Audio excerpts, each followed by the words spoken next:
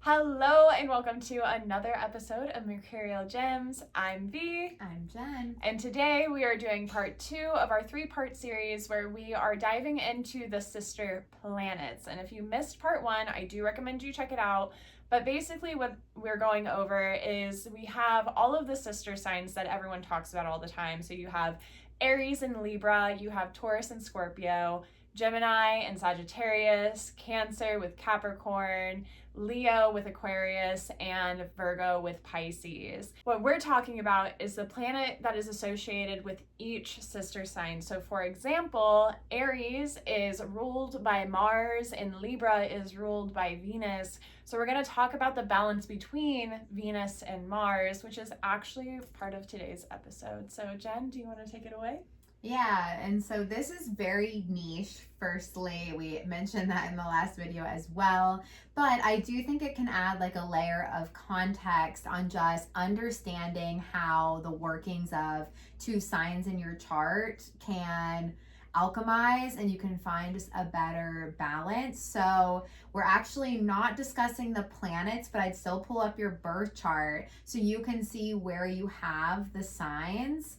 So in part 1, we covered Leo and Aquarius, Cancer and Capricorn. And for today, we are going to discuss where you have Aries and Libra and where you also have Taurus and Scorpio. Starting with our Mars Aries energy.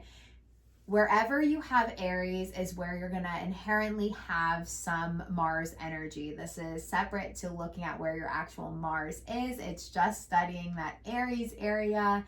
And this energy of Mars is where you will be a little more impulsive. You'll know how to really drive at something. You can get really excitable and passionate and launch towards something with full ambition. It also can be a spot where you can be a little more triggered, maybe more frustrated, where there can also be some of that other side of Mars that can be some anger or defensiveness. When we look at the Aries area, opposite to it is going to be Libra, which is where you're going to have some Venetian energy. Now, Venus, in this context, I really like to look at the difference of Venus between Taurus and Libra, since they are both ruled by Venus. But through the lens of Libra, this is the area where you're going to respond more to beauty and fairness and the pleasantries, and where you can really be diplomatic and relationship oriented, and where you're also going to like have more collaborations, partnerships come into play. And so I love this as a duality because Mars versus Venus, firstly, I feel like is something that has been discussed for like since the dawn of time. I feel like this gets talked about constantly. And what I view the Mars to Venus as alchemy is there are some times where we can be over defensive, overly want to fight, where we can be so self-driven and self-motivated that we're really bulldozing over relationships or what is fair or what maybe is needed to compromise. And in the opposite extreme to that, we can be so people-pleasing. We can be so accommodating for the people in our life. We can never want to stand up for ourselves because we want to keep things pleasant and fair, and where we want to like really be seen and viewed in that Venetian way of like, I never lose my cool and I really can be like very whatever about anything. And so I love that Mars to Venus alchemy because both extremes need a mirror for each other. So especially as we've said, if you have more planets in one area in your chart, you are going to probably need to pull some of that opposite so that you understand it. But this can also give you context based on where you have Aries and Libra. When you look at those houses, what comes in as your Aries energy and both the strengths and the shadows, what comes in as your Libra energy and the strengths and the shadows, and look at the dance between the two. I can share for myself, I have Aries in my 8th house, I have Libra in my 2nd house, And so for me, Aries is in a house of like, I really radically will change my life, especially if something didn't land well with me. I can upheaval and just like do a lot of impulsive things based on like, yeah, almost feeling like trapped or stuck. I feel like I have sometimes overly self initiated, like no one's gonna help me, I'll do it myself, like energy. And I have even like attempted to try to move like a whole house by myself, like things that you just cannot do. Or if you would just give someone 10 more minutes to prove to you that they were going to do it. Right. Absolutely. And so in the Libra area of life, what I have really come to learn is I can be a lot kinder to my self-love, my self-balance when I allow myself to lean on some other people sometimes. I also feel like instead of like white knuckling it and constantly trying to move things forward by myself, like partnerships, collaborations really actually end up creating a lot more fortune for myself. Like that second house, like bunny theme comes in. I feel like I've been able to attract a lot through the people that I've been able to do things with and pull in some of that Venetian energy and just letting myself sometimes like, yeah, lean into not always having to change something, that I can sit in some of that opposite. I definitely go to the Aries extreme a lot more and have had to pull in that Libra. Yeah, for me, Aries is in my 5th house. So I definitely like the 5th house is inner child, it's playful, it's your creativity.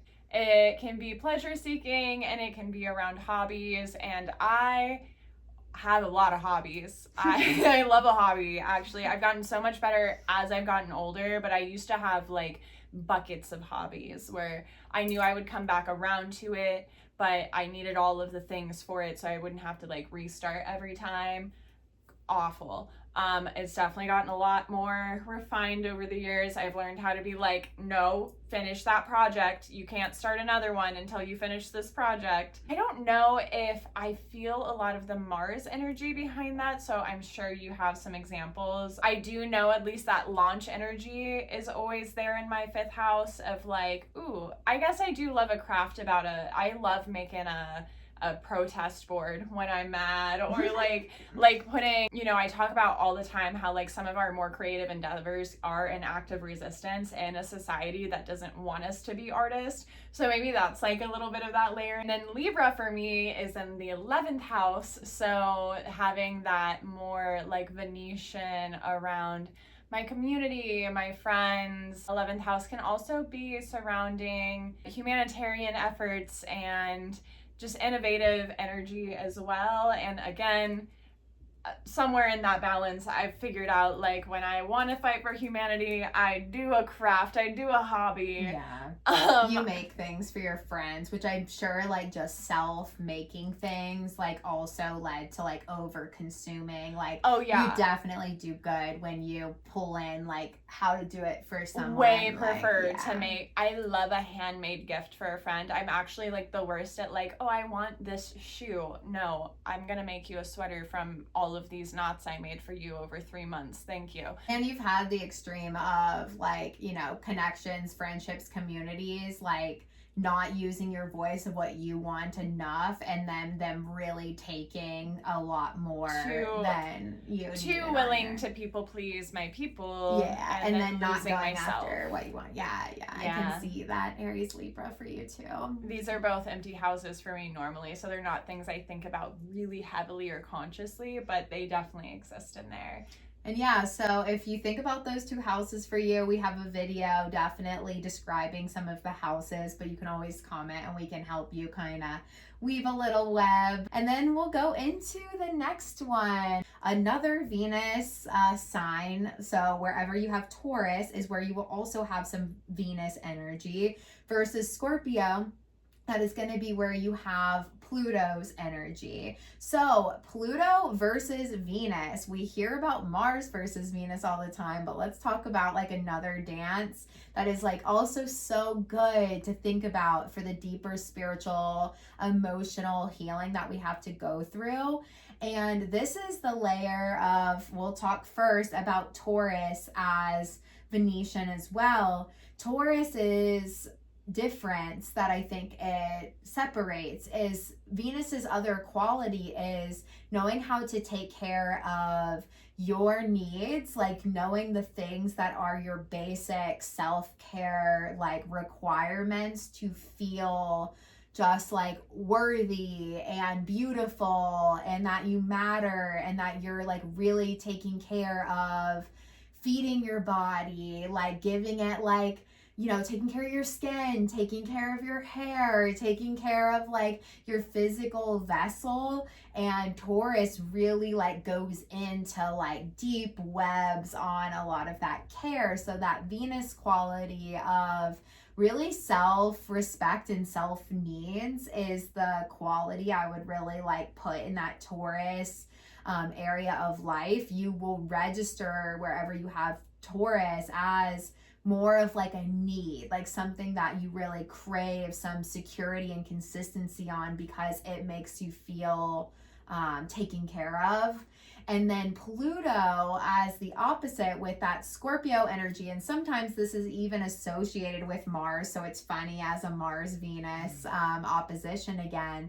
But Pluto is an area of life, like Scorpio is going to be an area where we go through a lot of transformation and change. It's where we really go through a lot of depth and layer of self. It's where there is change, where there is usually some shadow and trauma. And this is because the Scorpio area of life, the Pluto area, is where we often can not hold enough of that self-respect, self-care. It's where it can get lost and we can funnel in. And Pluto's a pretty big battle against Venus. And I think just from a spiritual standpoint at first, like some of the darkness, heaviness of life, one of the biggest things that makes life worth living, even when it's heavy, is that lean on like Venus quality, like love. And that can be self-love. That can be love from people that really help to meet your needs. That's what makes the darkness worth it. If we had all dark and we didn't have that love alchemy, it wouldn't be worth going through the hard stuff. Like that's what makes it really challenging. That's why it's so important to have self-love beyond just relationship love, because that is what helps us get through heavier times. Or even knowing just having enough self-worth and self-love that we know how to reach out and ask for help. So we have those connections when we're going through a Plutonian catapulting major change.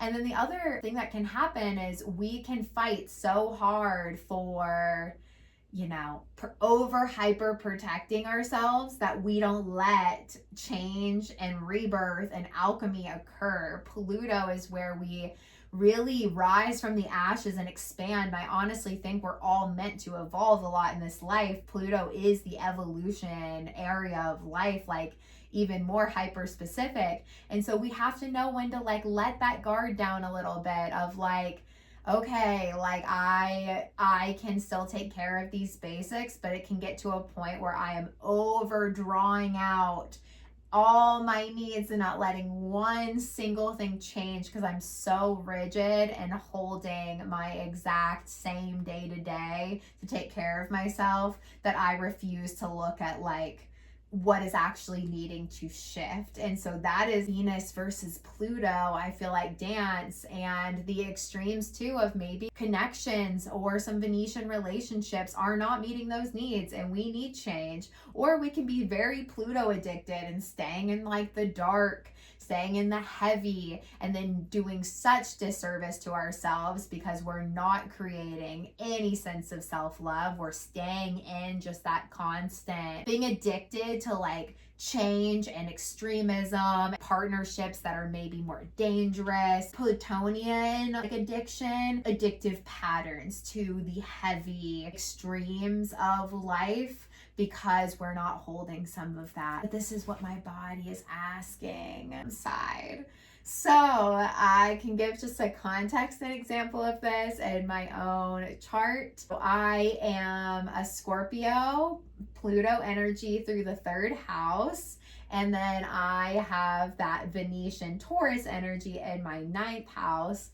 And so for me, this has been a lot around my voice and my mindsets. I feel like I was actually taught like a very rigid Taurus Venus way of like religion extremism. It was my constant. It's what I knew. It's what I found a lot of value in. I got very rewarded for like being really good in my religion systems. And so I didn't even want to go there on like letting my voice out. I had such major throat blocks. I never wanted to communicate any of my truths. Like using my voice was really, really, really hard. And so as I learned to embrace that Plutonian change, let my mindsets actually change and shift, started using my voice a lot more and speaking like doubts and things that were like building up for me, and actually talking things out with people, letting some of those shadows out that I normally did not expose,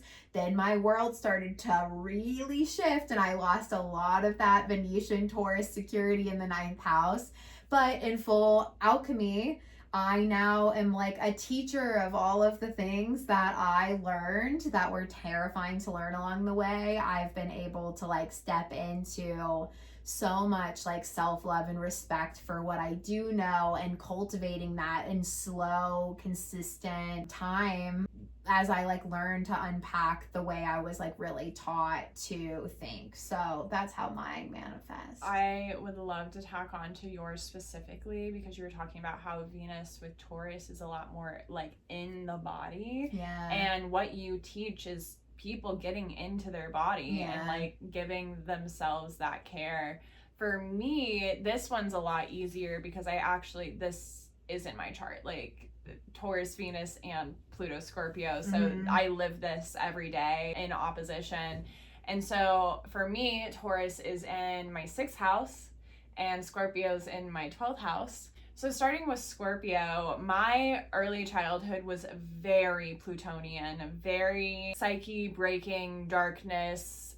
Only really had myself because no one really knew what was going on, and that was partially because I didn't know how to like explain it, but then also too just like ignorance is bliss energy.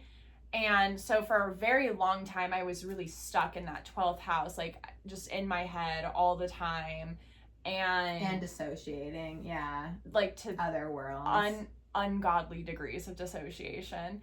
Then as I aged and I started to like go down my mental health journey, I obviously too, like I have a very easy spiritual mediumship connection. So like being that 12th house can rule like dream states as well. I feel like the other side of the veil is very similar to a dream state, but also having just insane prophetic and like timeline healing dreams as well.